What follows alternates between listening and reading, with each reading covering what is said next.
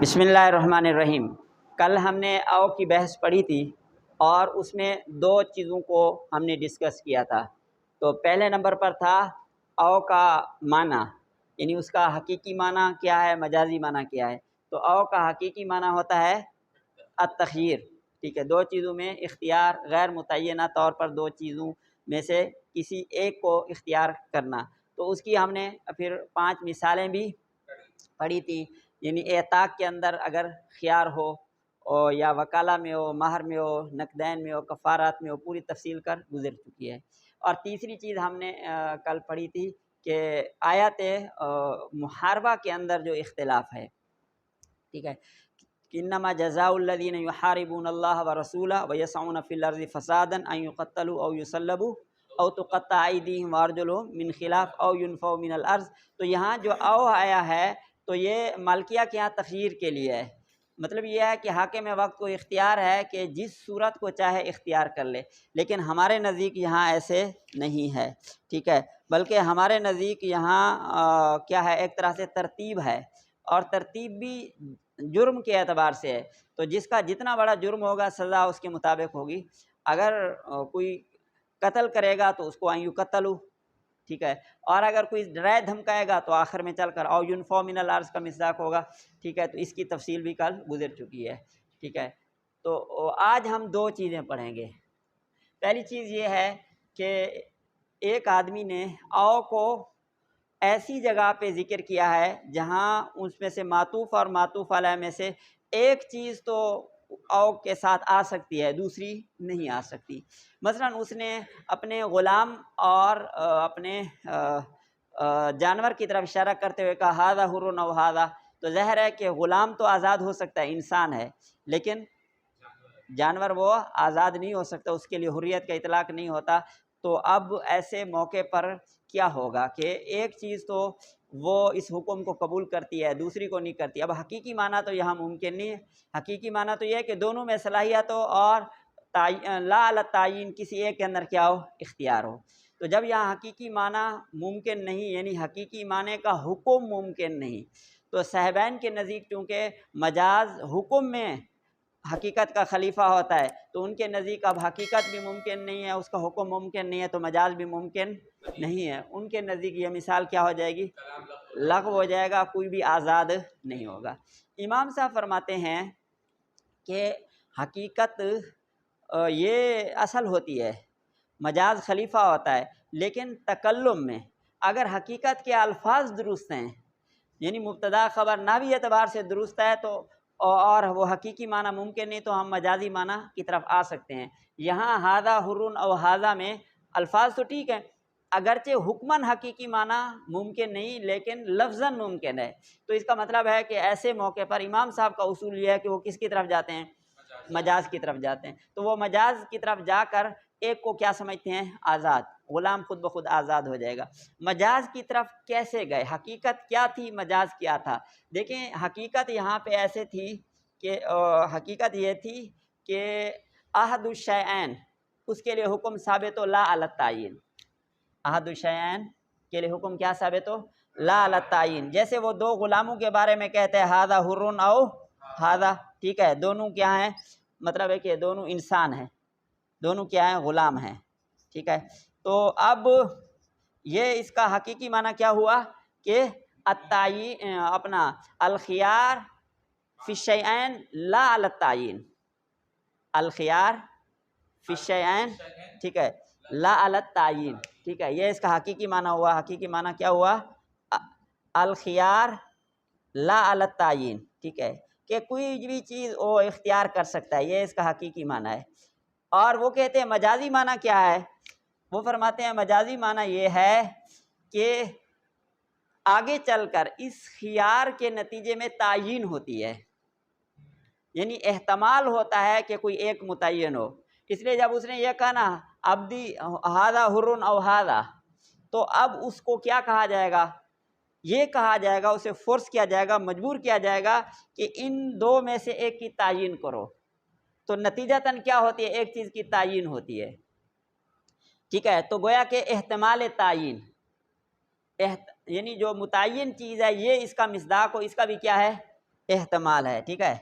تو یہ اس کا ہو گیا حقیقی معنی الخیار لا علی التعین، ٹھیک ہے. اور مجازی معنی کیا ہو گیا کہ ایک متعین چیز مراد ہو، ایک چیز کیا ہو، ہاں احتمال تعین، یعنی اس میں ایک متعین چیز ہو، ٹھیک ہے. تو جب متعین چیز کا احتمال ہے، احتمال تعین، تو یہ احتمال تعین کو وہ کیا کرتے ہیں، مجازی معنی، ٹھیک ہے. تو جب احتمال تعین کو مجازی معنی ہے تو وہی یہاں ممکن ہے کہ دو میں سے ایک متعین ہو جائے. جیسے یہاں دو میں سے ایک متعین ہو رہا تھا تو یہاں بھی دو میں سے کیا ہو جائے گا، ایک متعین ہے، پہلے سے آلریڈی متعین ہے، وہ کیا ہے، انسان، غلام، ٹھیک ہے.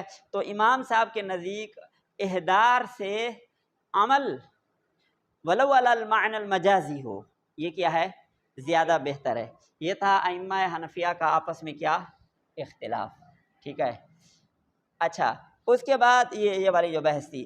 ابھی ہم آتے ہیں ایک دوسری اپنا آخری بحث کی طرف. اس آؤ کے باب کی جو آخری بحث ہے وہ ہے آؤ کا کیا مجازی معنی، آؤ کا مجازی معنی. تو دیکھیں آؤ مجازی طور پر کس کے لیے آتا ہے، واؤ کے معنی میں بھی آتا ہے، حتی اور الا ان کے معنی میں بھی آتا ہے. واؤ کے معنی میں بھی آتا ہے، اور یہ پہلا ہو گیا، یہ کیا ہو گیا دوسرا. واؤ کے معنی میں بھی آتا ہے اور حتی اور الا ان کے معنی میں بھی آتا ہے. میرے خیال میں اس کو مٹا دیں تو سہولت رہے گی، ٹھیک ہے. اچھا، تو دو معنی ہو گئے کہ واؤ کے معنی میں. اچھا، یہ بات ذہن میں رہے کہ واؤ کے معنی میں ہے، بالکل واؤ نہیں ہے، ٹھیک ہے. واؤ کے معنی میں تو ٹھیک ہے، معنی الواؤ، لیکن بالکل واؤ ہو، بعین ہی واؤ بن جائے، یہ نہیں ہے. جو فرق ہوگا وہ ہم آپ کو بتائیں گے آگے چل کر کہ اس میں کیا فرق ہو رہا ہے. تو بمعنی واؤ، اور دوسرا کیا ہے کہ حتی کے معنی میں اور الا کے معنی میں. واؤ کے معنی میں یہ کہاں آتا ہے، جہاں عموم ہو، ٹھیک ہے. اور یہ عموم کہاں ہوتا ہے، جہاں کیا ہو، نفی ہو یا جہاں اباحت ہو. کتنی جگہوں پہ، ایک کیا ہے نفی اور دوسرا کیا ہے اباحت. تو نفی اور اباحت کے موقع پر یہ واؤ کے معنی میں ہوتا ہے، واؤ نہیں ہوتا. اچھا، نفی کے معنی میں کیا، اس کی مثال کیا ہوگی، ہاں بالکل ٹھیک ہے، لا اکلم فلانا او فلانا، واللہ لا اکلم فلانا او فلانا. تو یہاں کس کے معنی میں ہے، یہ اباحت کے معنی میں ہے، ٹھیک ہے. اور ہاں ٹھیک ہے، یہ نفی کے معنی میں ہے، صحیح ہے، لا اکلم فلانا او فلانا، ٹھیک ہے. اچھا، اب اس میں لا اکلم فلانا او فلانا، تو گویا کہ یوں ہو گیا کہ لا اکلم فلانا و فلانا، میں اس سے یا اس سے بات نہیں کروں گا. کیا مطلب ہے، دونوں سے بات نہیں کروں گا، اس سے بھی بات نہیں کروں گا. میں کہتا ہوں کہ میں مبشر سے بھی بات نہیں کروں گا، یاسین سے بھی بات نہیں کروں گا. واللہ لا اکلم مبشرا او یاسین، اس سے یا اس سے بات نہیں کروں گا. تو اس میں کیا آ جائے گا، عموم آ جائے گا کہ ان دونوں میں سے کسی ایک سے بات نہیں کرے گا. یہ نفی کے موقع پر ہوتا ہے، ٹھیک ہے. تو نفی جب کیا کہ بھائی اس سے یا اس سے بات نہیں کروں گا، یہ چیز یا یہ چیز نہیں کھاؤں گا، نہیں نفی. تو نفی کے موقع پر عموم کے لیے آتا ہے، لیکن یہ یہاں پھر کس کے معنی میں بن جاتا ہے، واؤ کے معنی میں.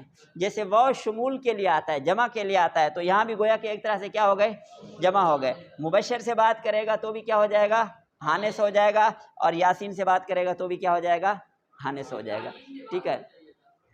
بھائی جب کوئی بندہ کہتا ہے اس سے بھی اس سے یا اس سے کسی سے بات نہیں کروں گا، ان دو میں سے، تو عموم آ گیا نا.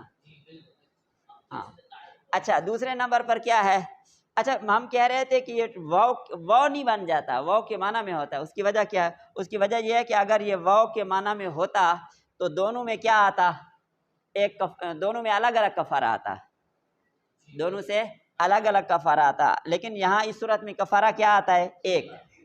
اگرچہ اس سے اختلاف کیا گیا، ہم اس اختلاف کی طرف نہیں جاتے، ٹھیک ہے، اس سے اختلاف کی طرف نہیں جاتے کہ کیا ہے. بس اتنا سمجھنے کے لیے کافی ہے کہ اگر یہ واؤ کے معنی بعین ہی واؤ ہوتا تو کفارے کتنے آتے، دو. لیکن یہ چونکہ کس کے معنی میں ہے، واو کے معنی میں ہے، بیعینی واو نہیں ہے، تو اس لیے ایک کفارہ لازم آئے گا، ٹھیک ہے۔ یہ کس کی مثال ہو گئی؟ نفی کی۔ اور اباحت کی مثال کیا ہے کہ واللہ لا اکلم احدا الا فلانا او فلانا، واللہ لا اکلم احدا الا فلانا او فلانا، ٹھیک ہے۔ تو اب یہاں پہ کیا ہے؟ اباحت ہے کہ یار میں کسی سے بھی بات نہیں کروں گا، ہاں اس سے اور یا اس سے، تو اس میں کیا آ گئی؟ اباحت آ گئی۔ تو والاباحۃ دلیل العموم، کیونکہ استثناء ہے نا، استثناء من الحذر اباحت کے لیے ہوتا ہے۔ یہ حذر ہے، لا اکلم احدا، اس سے کیا کر دیا؟ آگے استثناء کر دیا، تو والاستثناء من الحذر اباحہ، ٹھیک ہے۔ والاباحۃ دلیل العموم لأنہ رفع القید، تو یہ دلیل عموم ہے، تو اس میں کیا ہو جائے گی؟ تعمیم ہو جائے گی، ٹھیک ہے۔ اچھا، اور دوسری مثال کیا تھی؟ دوسری مثال یہ تھی حتیٰ کی، کہ کبھی او کس کے معنی میں آتا ہے؟ حتیٰ یا الا ان کے معنی میں آتا ہے، ٹھیک ہے۔ اس میں دو شرطیں ہیں، اس میں کتنی شرطیں ہیں؟ دو شرطیں ہیں، ٹھیک ہے۔ پہلی شرط کیا ہے؟ پہلی شرط یہ ہے کہ عطف ٹھیک نہ ہو، عطف درست نہ ہو۔ یہ ہم اس کو ادھر لے جاتے ہیں کہ حتیٰ یا الا ان کے معنی میں ہو، ٹھیک ہے۔ تو یہ اس وقت ہو سکتا ہے، پہلی شرط یہ ہے کہ عطف کیا ہو؟ درست نہ ہو۔ وہ کیسے درست نہ ہو عطف؟ مثلا انشاء، ایک انشاء اسم اور آگے یعنی او کا ما قبل اسم ہو اور ما بعد فعل ہو، یا ایک مطلب انشاء ہے، ایک خبر ہے، اس طرح کی نوعیت ہے کہ جو عطف کے تقاضے ہیں وہ پورے نہیں ہو رہے، ٹھیک ہے۔ تو پہلی شرط یہ ہے۔ اور دوسری بات یہ ہے کہ جس چیز کے سے پہلے یہ او آ رہا ہے وہ چیز ممتد ہو، ٹھیک ہے، غایت کو قبول کرے۔ اگر غایت کو قبول کرتی ہے ہاں، تو پھر یہ کس کے معنی میں ہوگا؟ الا، حتیٰ الا ان کے معنی میں، ہاں۔ جیسے قرآن مجید میں ہے لیس لک من الامر شیء او یتوب علیہم، ٹھیک ہے۔ تو لیس لک من الامر شیء، یہ کیا آ رہا ہے؟ شیء اسم ہے، اور یتوبہ کیا ہے؟ یتوبہ کیا آ رہا ہے؟ فعل ہے، ٹھیک ہے۔ تو جب فعل ہے تو فعل اور اسم کا ایک دوسرے پر عطف نہیں ہوتا، تو یہاں او کس کے معنی میں آئے گا؟ الا ان، ٹھیک ہے۔ اچھا، دوسری بات یہ تھی کہ اس کے اندر کیا ہو؟ امتداد ہو، کیا ہو؟ امتداد ہو، وہ امتداد کو قبول کرے، تو صحیح ہے کہ وہ اس لیے کہ لیس لک من الامر شیء او یتوب علیہم، تو آپ کے لیے ایسا ٹھیک نہیں ہے یہاں تک کہ ہاں۔ تو اب یہاں پہ جو یہ ہے گویا کہ جو تحریم ہے، پہلے حرمت ہے الا ان یتوبہ، الا ان یتوبہ، حتیٰ یتوبہ، تو جو حرمت ہے وہ ایسی ہے چیز ہے کہ جو ممتد ہے، تو تحریم میں حرمت میں امتداد ہے، اور الا ان نے آ کر اس کی کیا بتا دی؟ او نے آ کر اس کی غایت میں بتا دی، تو یہ کس کے معنی میں ہو گیا؟ الا ان کے۔ تو حاصل یہ ہوا گفتگو کا کہ او مجازی طور پر کبھی واو کے معنی میں آتا ہے نفی اور اباحت میں، اور کبھی حتیٰ کے معنی میں یا الا ان کے معنی میں ہوتا ہے، دو شرطوں کے ساتھ، اس وقت کہ جب عطف درست نہ ہو، اور دوسری شرط یہ ہے کہ او کا جو ما بعد ہے وہ یعنی وہ غایت بن سکے، ما قبل ممتد ہو، ما قبل ممتد ہو، مغیّہ بن سکے، ما بعد غایت بن سکے، تو اگر یہ غایت مغیّہ بن سکیں گے تو حتیٰ یا الا ان کے معنی میں ہوگا۔